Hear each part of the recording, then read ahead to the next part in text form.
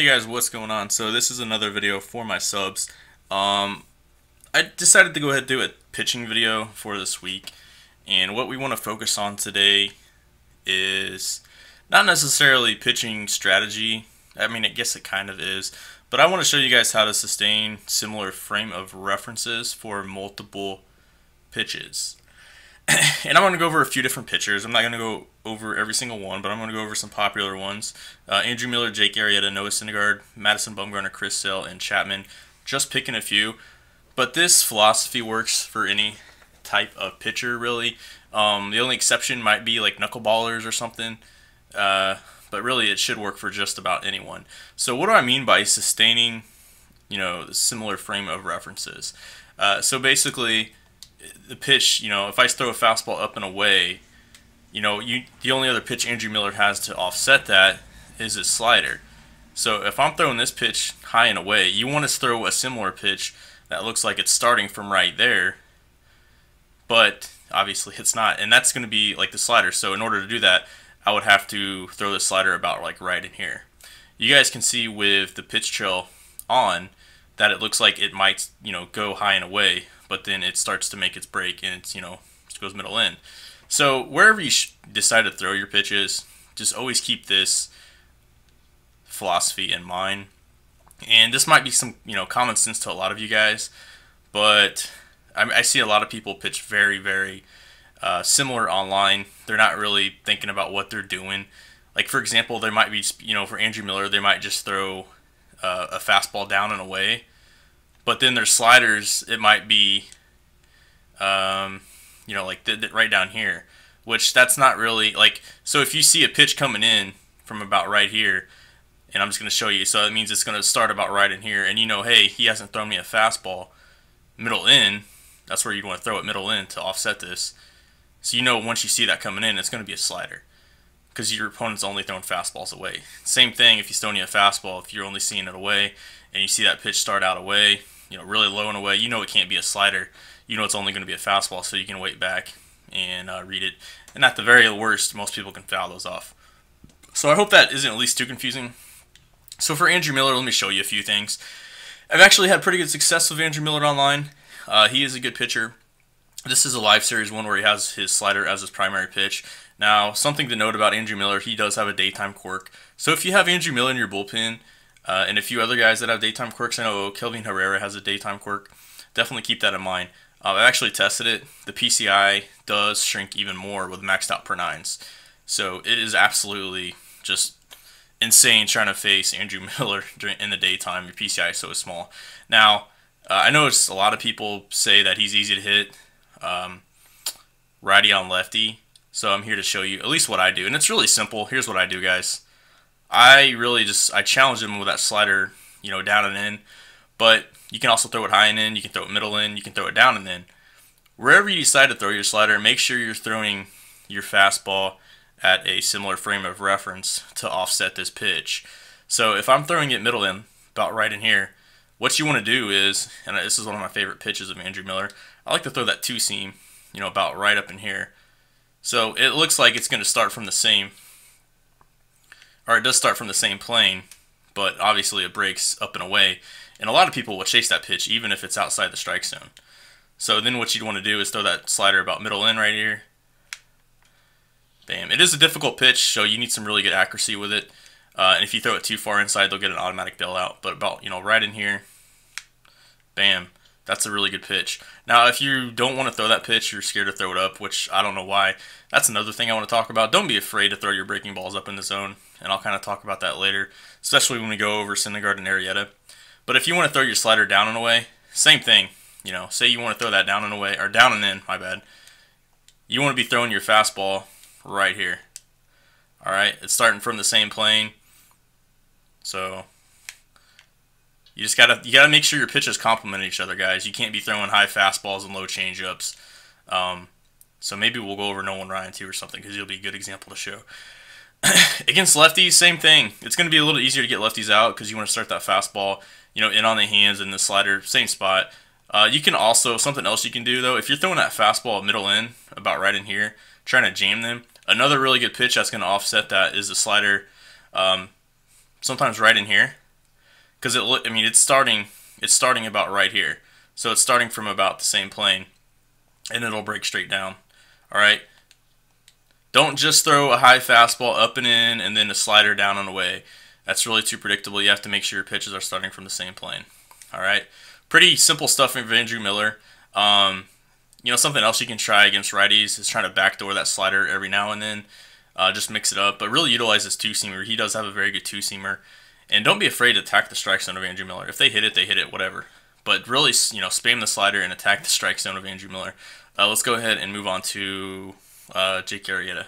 All right, so Arrieta, a little different pitcher, but same concept still applies. You want to keep the same frames of references for multiple pitches. Now, my favorite two pitches for Arrieta, and if you guys watch my videos or watch me stream, or play a lot last year, I love to throw a sinker-slider combo. But really, you can set up any different amount of combinations as long as you're sustaining that a similar frame of reference. All right, so for the sinker, you can throw it away, you can throw it middle in, you can throw it high and in, wherever you want to do. But say we're throwing it high and in a lot. All right, that's fine. There's something to offset that. It's really simple. The slider high and in. I don't see this pitch thrown very much. So if you're throwing that sinker up in here a lot, dude, throw that slider up and in. It's one of the hardest pitches to hit. I'm telling you, Jake Arrieta's slider, it can be thrown for like 89, 90 miles an hour. It almost acts like a cutter, but it has such like late movement on it, and they're looking for the sinker. They're trying to react, and when they start laying off that pitch, you throw that sinker up and in. All right. Didn't mean to do that there. Another good pitch that kind of confuses them. That'll get them looking a lot. But another good pitch, if you're throwing more of just high and tight sinkers all the way up and in, maybe not, slightly high, middle in, but I'm talking about all the way up and in. Another good pitch to offset that is, again, the high slider, but it's going to be the high and away slider. So about right here. That's a very good pitch. You guys can see the trajectory on this pitch. It looks like it's starting out high and in, and then it'll break middle away. This will get a lot of people to roll over. You have to be careful, though. You have to read your opponent's bat speed. If they already have a really late bat, I wouldn't throw this pitch too much. But if they have a quick bat, this pitch does a lot of good things. Some other things you can do with Arrieta, keeping the same concept of sustaining the similar frame reference, is a high fastball, low curveball combo. That always works well. Do that every so often. Don't do it too much. Also, what you can do for Arrieta is like a low fastball. Start your fastballs low, and then, didn't mean to do that again. And then throw a low changeup. Pretty obvious stuff. I'm sure a lot of you guys know that, but I really wanted to talk about his high sinker and slider combination. This can also be used for, actually, we're not really going to go over Syndergaard, because when I go over Syndergaard, it's pretty similar stuff. He has a sinker and a fastball, and he has a slider like Arrieta. Definitely very similar. Another really good pitch is a high slider, but I'll show you. You can also kind of throw it like right in here, right up here. Almost like a high slider out of the zone. That'll really fool people too. And then by doing that, if you want to mix in every so often a high curveball, go ahead and do that. That'll really get your opponents confused. And then you can also, if you want to get crazy, add the high changeup. Now, I would be, you have to know your opponent's bat speed, but if you're throwing like sinkers away and they're starting to be on it a little bit, all right, so you're throwing sinkers like medium high away, and they're starting to pick up what you're doing, throw that changeup over here, high and away, middle high away, whatever you want to call it, and that can be another excellent pitch. Arrieta's probably not the best guy to do that with because his changeup's kind of flat, and it's kind of a harder changeup. So I wouldn't recommend doing that too much. Maybe do it every so often. Just know the situation, guys. If you're up a lot, feel free to do it. If it's a close game, it's probably not worth the risk because you don't want to give up a bomb on some, just trying to be too cute on the mound. Anyways, let's go ahead and move on to some other pitchers. I think next we're going to talk about Bumgarner. I don't see him a lot, but I do want to go over him. Now, I'm not really the biggest fan of Bumgarner, but there's a lot of different ways to pitch with him, and you can get really crafty if you choose to do so. Now, you're going to be facing a lot of righties of Bumgarner usually, righties and switch hitters. Against lefties, we'll go over that here in a bit, but against righties, what I recommend doing is starting off your frame of reference. Like, start everything based off this fastball high and away. He also has a two-seamer, so I probably recommend that a little bit more. High and away, about right here.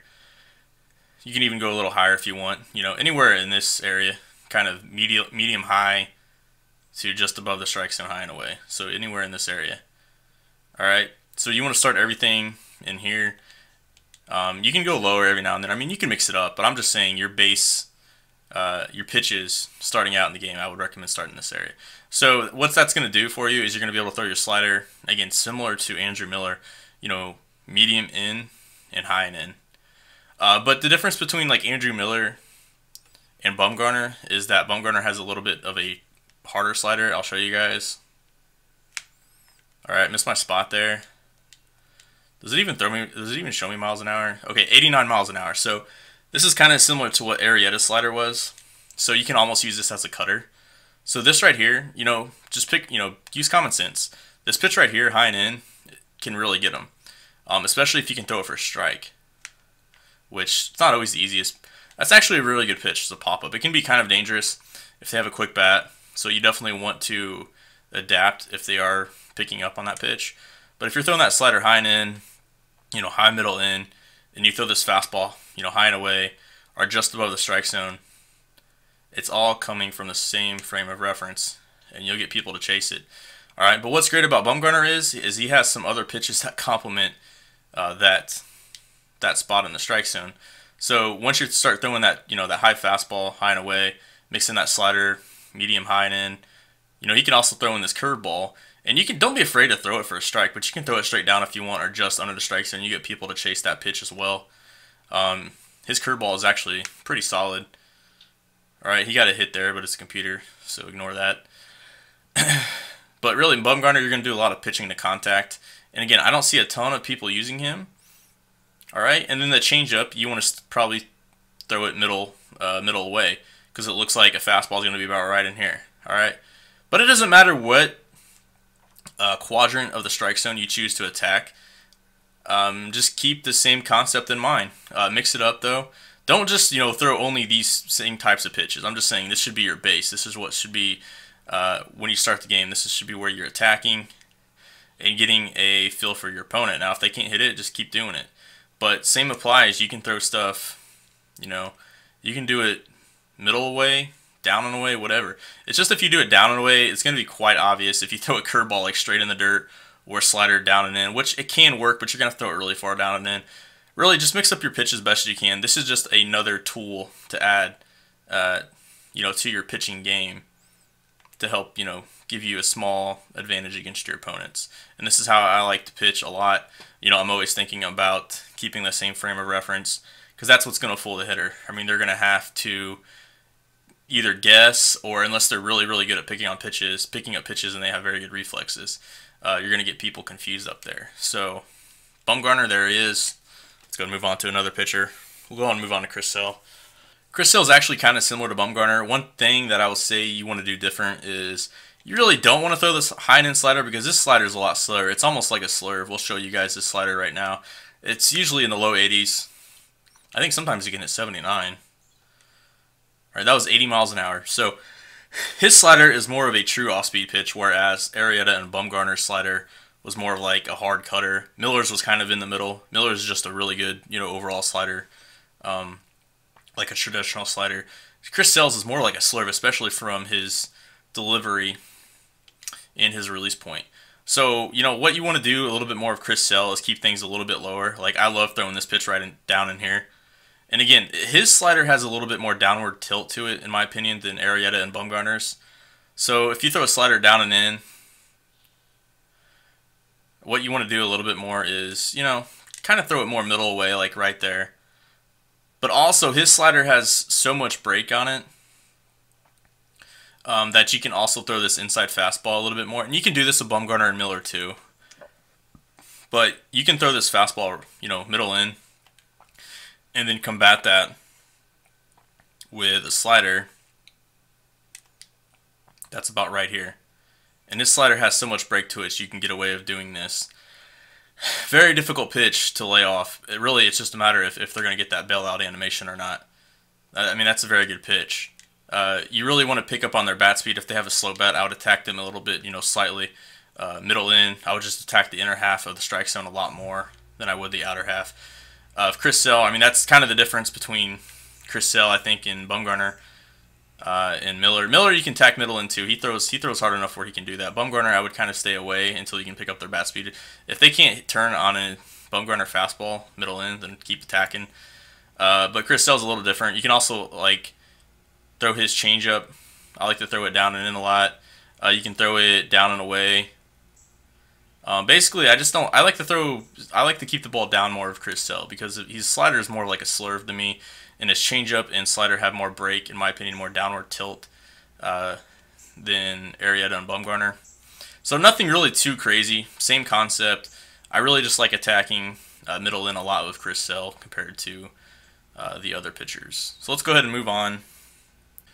All right, so another pitcher I want to look at, and this again is similar to Chris Sale and Andrew Miller.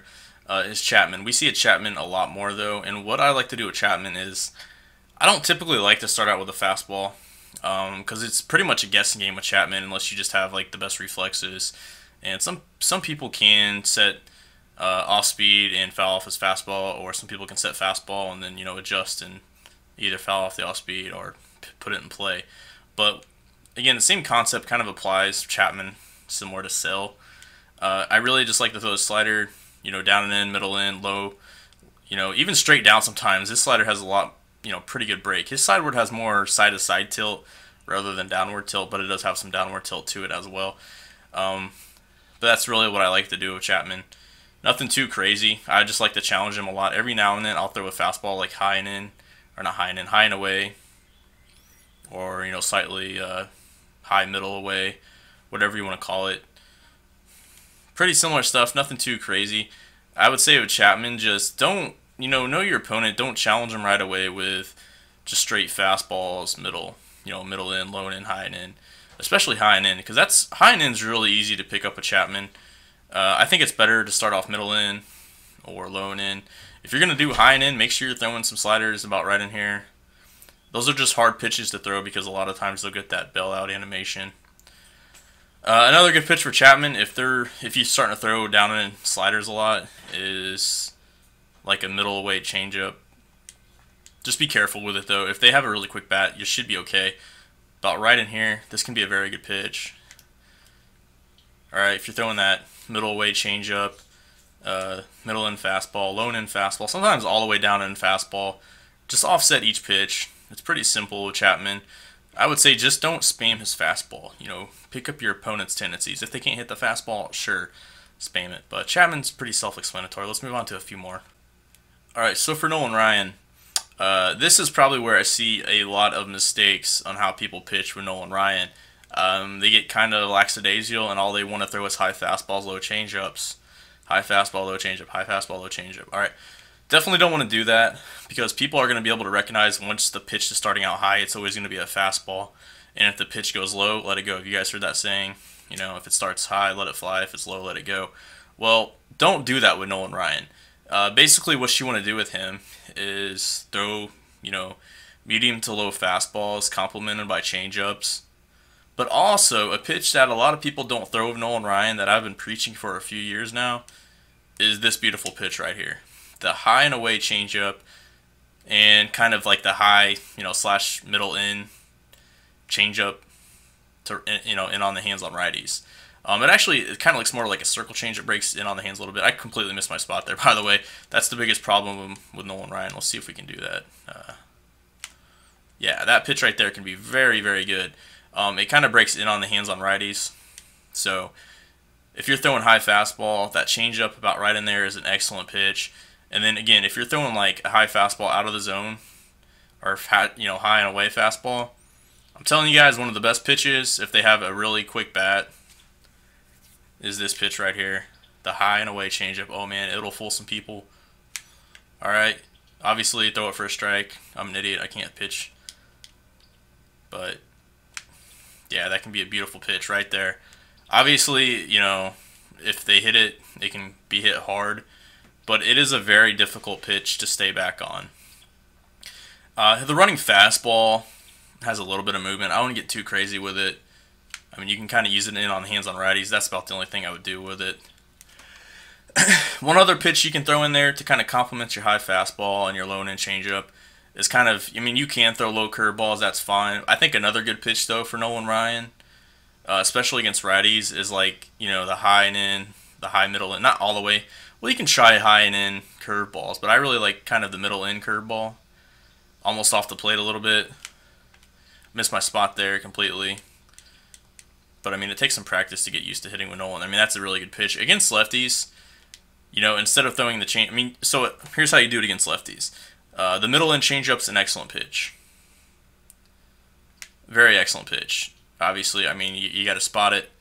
I think I'm pitching on, like, Legend or something, too, but whatever. But anyways, you complement that middle end changeup with, like, a fastball right in here. Right? It looks like it's the same pitch, but bloop, it'll drop a little bit. And then, again, a beautiful pitch against lefties is like this high and away changeup. This is more of a safer pitch. I mean, obviously, if they stay on it, they can crush it. I honestly do not see it a lot, though, and you think that, yeah, that's a stupid pitch, that's not realistic, whatever, it's a video game. It's just something you have to do if you're playing against really good players. Now, if you're rated really low, I mean, don't get too crazy with it. I still think it can be a good pitch. But just know your opponent, guys. If you're playing somebody that, they're only center swinging or they're using directional hitting or something, and they just can't hit high fastballs high and in, just only throw that pitch. I mean, common sense has to apply a little bit here. But, I mean, that's really the main tip of Nolan Ryan. Throw that changeup middle in, throw it high and in, throw it high and away. I mean, honestly, high and in can be a very good pitch, too, because it can fool people. Because if people are looking fastball, I mean, a high and in changeup is going to look like a fastball coming in about right in here. So if they're laying off that pitch, don't be afraid to mix it in there every so often. Keep in mind, this is a very risky pitch, so only do it, maybe a few times a game, and maybe do it against guys with not a ton of power. Just know your opponents, guys. You have to adapt a little bit on your own. There really is no cookie cutter method to pitching. It's all about adapting, trying to sustain similar frames of reference definitely helps, but you have to adapt somewhat on your own, and you have to know your opponent's weaknesses and strengths, and try to exploit those weaknesses. Let's see. I think we can go over one more pitcher because I really haven't talked about the cutter. All right, so the last pitcher I'm going to go over, and this can apply to anybody with a cutter really. Betances and Jansen are probably the most popular relievers. But let me just talk a little bit about like the cutter and the slider. So Jansen's best pitch is the cutter. So basically he has a sinker this year. I'm not really sure why, but if you're throwing sinkers like high, middle in, high and in, or if you're throwing fastballs high and in, that's all fine. Let me show you a few ways to offset those. Again, sustaining similar frame of references. Is this cutter like about right in here? If you're throwing a four seam, about right in here, throw this cutter about right in here. This will get a ton of people to roll over, and it's very difficult to stay on. Even if you're looking for that pitch, a lot of the times you'll get them to chase it too. I mean, it has such light movement. It's a very difficult pitch to really track and stay back on and go opposite field. Another pitch that can offset that high end fastball, the cutter slightly middle high away, is that slider just a little bit underneath that, kind of about right in here. All right. Obviously, hit your spot a little bit better. And then, so, I mean, against righties, you have so many options. Sinkers, middle in. If you're throwing sliders, like, all the way down and away outside the strike zone, you can also do, like, a backdoor sinker. Okay, that can be a good pitch. Very good spot there. But, yeah, there's a lot of options. You can try. This is kind of a riskier pitch, especially against almost anybody. Because a lot of times, I mean, this can fool people if they have a really quick bat. But if they have a slower bat, sometimes that cutter middle in is just going to be not good. It's going to be their sweet spot. They're just naturally going to react. And like a lot of people that just naturally have slower bats, anywhere from like, I would say 86 to 90, maybe 92 miles an hour, they might just naturally react and hit that cutter out, and they might not even be looking for it. So be careful with that. Only really throw the cutter high and in if they're starting to lay off pitches, especially that sinker middle in. Okay, well, I guess they don't have a lefty. They had a lefties before. But anyways, against lefties, you want to establish that cutter in on the hands. That can be a very good pitch. Obviously, I mean, this is my go-to. If they're obviously lay off, you want to adjust. But a very good pitch to offset that cutter in, again, is the fastball high and away to lefties. So that can be a very good pitch. Either the four-seam high and away or the sinker high and away. those can both be good pitches. So anyways, that's pretty much it for the video.